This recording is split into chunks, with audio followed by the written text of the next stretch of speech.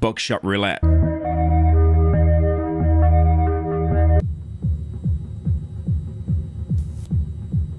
The game itself begins with your character in the bathroom, looking only slightly better than the average crack den, with floor tiles missing and bottles of pills everywhere. Already in this room, you can hear the main OST of the game, the nightclub music. It's slightly muted since it's coming out the other room, but it definitely sounds like something you'd hear in a seedy nightclub. And on top of that as well, whenever you die and are revived, it actually plays at full volume. The only interaction before the game are the doors to interact with to get into the roulette room. Unlike Mike's other games, you're never given free movement here. Instead, you have to click on where to go. Interacting with the door moves you onto the catwalk leading to the game room, with perhaps the smoothest kick animation I've ever seen.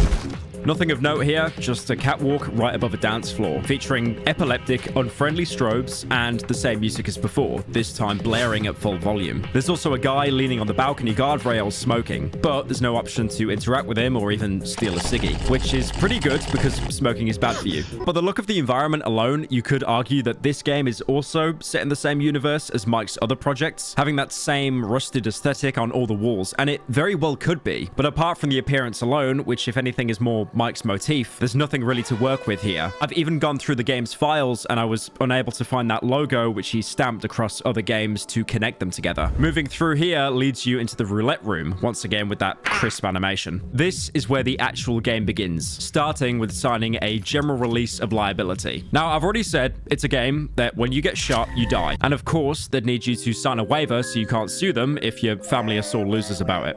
This is also where the game is personalized a little bit by letting you pick your own 6-letter name. Once you name yourself, you're thrown straight into the game with an extremely friendly looking dealer who's basically a floating head with rows of teeth.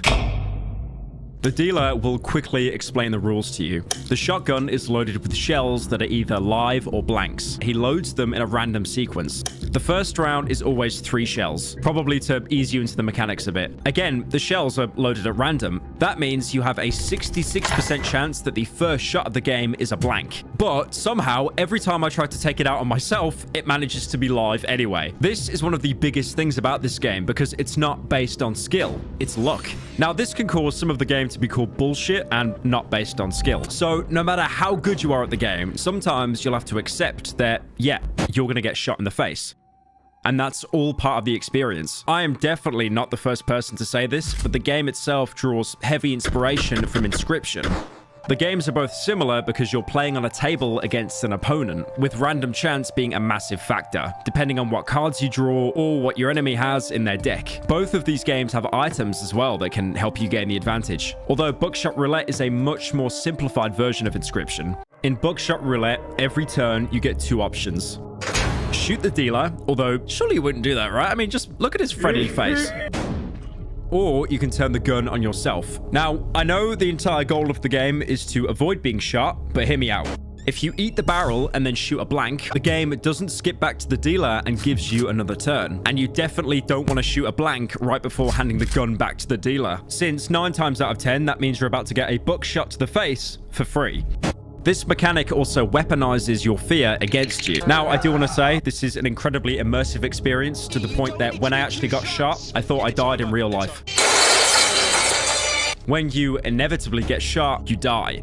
But instead of the game ending, you'll be jolted awake by an unseen doctor using a defibrillator, telling you the night is still young and you need to get back out there. One thing to note as well, whoever revived you refers to the dealer as it, like it's some kind of entity or demon. And to be fair, every character we've seen, apart from the dealer, seems to be human. Meanwhile, this is just a floating head with hands, like it's Rayman or something. Despite the fact that the dealer is definitely trying to kill you, I wouldn't really call it a villain. It's your opponent, sure, but it's just playing the game that you signed the contract to. It really is just a dealer, like at any casino. You'll notice initially the dealer has a huge smile, but as soon as he takes 1 shotgun blast, it turns into more of an angry look.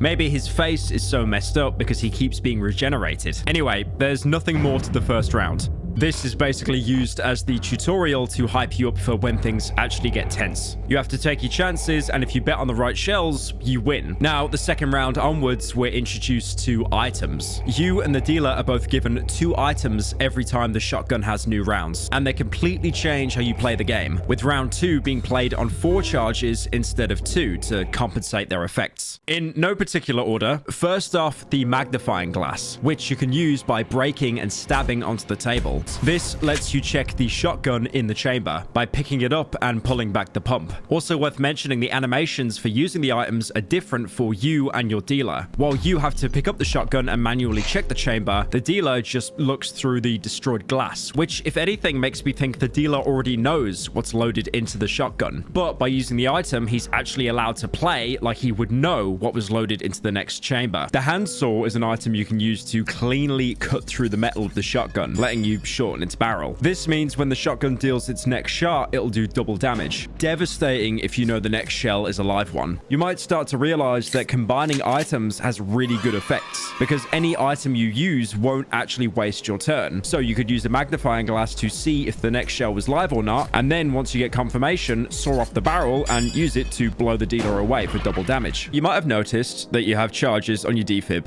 Once they run out, you die. But thankfully, one of the items, a pack of cigarettes, every time you smoke a cigarette, it takes the edge off and restores a single charge. And remember, the items you and the dealer are given are completely random. So you might have a perfect strat of blowing a dealer away with a sawn-off shotgun, only for him to smoke 2 packs of Marlboros and get all of his health back. Also, I'd like to point out that the guy who actually defibs you and saves your life, he is the one smoking on the balcony. I'm sure there's some deep lore analysis here, how subversions of, things that are bad for you, like vices, are actually good in this world, but nope, this is just American healthcare. The next item, the handcuffs, stop the dealer from playing for a single turn. So you're able to shoot the dealer, and if it's a blank, instead of him getting the other turn, you get another go. One thing to point out here, just like the magnifying glass, the animations are different. When the dealer puts on the handcuffs, he's used to the game, so he takes the handcuffs off you and chains himself. But when you're handcuffed, he instead forces the handcuffs on you so you can't move. Again, as unfair as the game can seem, he is playing by the rules. He's used to them. You're the one that was stupid enough to sign a waiver, basically giving your life away. The last item is beer. Once you drink it, you can pump the shotgun, ejecting whatever round is currently in the chamber. Simple to use, but it actually has quite a lot of nuance to it. It's best used when you know that there's an equal amount of live and blank shotgun rounds, as ejecting one will change the odds. But on top of that, the beer also lets you completely abuse the item system. If there's less ammo than you have beers, you can Australian your way to the last shell, which will let you know for certain if you are keeping track of what was shot and what was ejected. So now you can take a free shot and effectively re-roll your items. Because like I said earlier, every time new shotgun shells are loaded into the tube, you get more items. You can adapt this strategy to basically any combination of lives and blanks, just as long as you keep track of everything. Alright, I just mentioned running out of space items, but I mean, that won't happen too often, right? I mean, you only get 2 items per round, and both you and the dealer use them a fair bit, making it basically impossible to fill up the 8 slots you're given. But this is where we go into round 3, the final round of the game. Now, instead of just 2 items, you get 4 each time the shotgun has new rounds. Except this is a real fight to the death now. Even the music changes to something more tense, similar to the crescendo events in Mike's previous work. Also, on top of that, the rules have changed. Every time you've died before, you get defib back to life and are able to retry the round. But now, once you're down below 2 charges, the cables are cut, meaning you can't be defibrillated again. To compensate though, you both start out with 6 charges, but even those will be whittled down quickly with so many items in play. On top of that as well, once the defib is cut, you can't heal, because if you or the dealer tries to, the machine will just glitch out without giving you a single charge. If you die here, it really is over. You wake up outside some gates. This could be heaven, except it looks very different to what you might imagine. There's metal spikes coming out of the ground everywhere, with the entrance gate being the only interactable object. You walk through it, the camera pans through the spikes, you see some birds flying, and that's it. You're dead.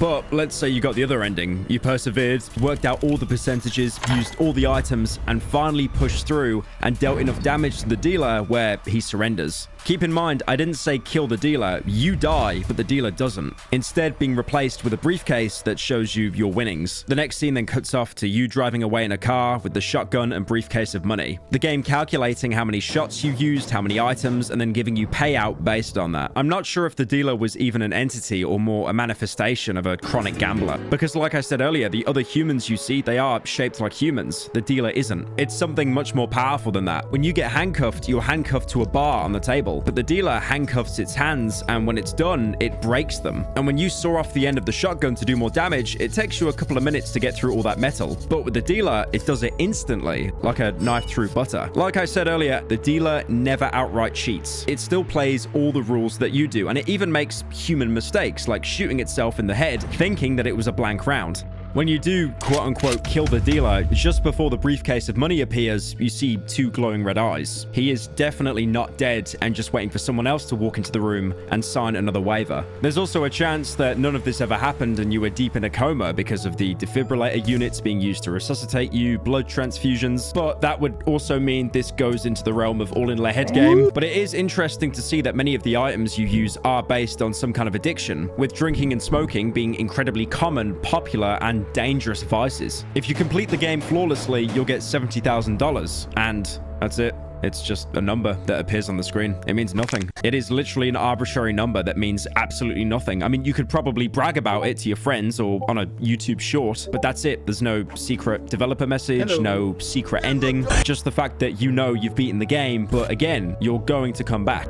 If you remember the pills I mentioned earlier, you can actually take them now thanks to a recent update. You're given the double or nothing mode, which basically skips all the dialogue, randomizes stuff like shells and item counts, and just respawns you instantly if you die. You can also continue playing in a sort of endless mode after getting the cash, letting you multiply it when you keep winning. If anything, it adds another layer of replayability to the game for the people who wanted, you know, something beyond just the base game. I think one of the reasons Buckshot Roulette became so popular is because no matter how good you get at the game, you are still playing on random chance. And ironically, the better you play at the game, the worse the percentages come out for you. To the point that to get a no-hit run, you're basically trying to play the lottery. Myself, I've never actually played the lottery, but I saw a video of iDubbbz talking about it one time, and he said it was kind of bad. Really, it's a lot more shameful if someone finds out that you play the lottery rather than they find out that you're a furry. Now, personally, even though there is no direct link, I do think that Buckshot Roulette is set in the same universe. This could be a game that takes place inside the shelter. Let's say that the majority of games that we've covered today are all interconnected. We know that there's a shelter that humanity takes refuge in. It's ran by an authority figure, powers that be, that rule with an iron fist. We know that there's people that try to escape the bunker because of how depraved it is. This game could be an offshoot of that depravity, that boredom, being stuck underground for who knows how many years. People got bored, they got desperate. That's why when you go onto the balcony, you can hear disco music. That's a party that could be going on for days, weeks. And also the room you walk into, people are basically playing with their life for entertainment. When you get the quote-unquote good ending of Buckshot Roulette, you're in the car driving away with all your earnings, but when you look outside the window, you'll see wooden fences and then what appears to be a motorway, but in the distance, it's completely black. There's nothing there. Not even any visible streetlights. We really don't know the expanse of the shelter. In the other side, we were only operating on the surface level, and when we get outside and look behind us, we can see that this facility stretches on for miles. If the Tartarus engine is also in the same universe, which it could be because the silhouettes of the Tartarus engine characters and the character you see smoking on the balcony are pretty much identical, that would make sense as to why such a brutal game would be allowed.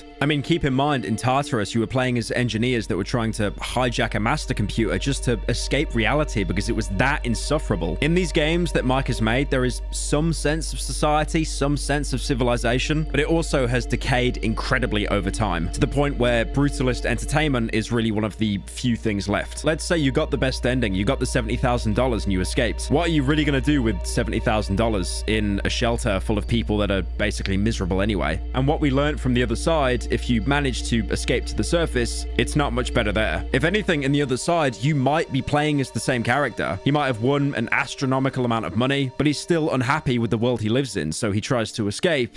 and gets punished for it. One thing I've noticed playing through all of Mike's games, the ending is always a punishment. In the other side, you were chased by a monster that you can't even comprehend. In Concrete Tremor, the game was complete, and whether you won or lost, you had to take your life so someone could take your place. And Tartarus Engine, you were stuck in an inescapable hell that could last decades. And there was also that one with the spiders, but that was kind of a joke game. Now, I do want to point out there are other games that Mike has made. For example, Unsorted VHS, which was a collection of short puzzle horror games. But the reason why I didn't cover them is because I feel that Unsorted Horror taps into the story of Buckshot Roulette a lot more than those games. Much like Iron Lung, there definitely is some kind of expanded universe here that I really hope that Mike expands upon. So apart from that, what's my main takeaway?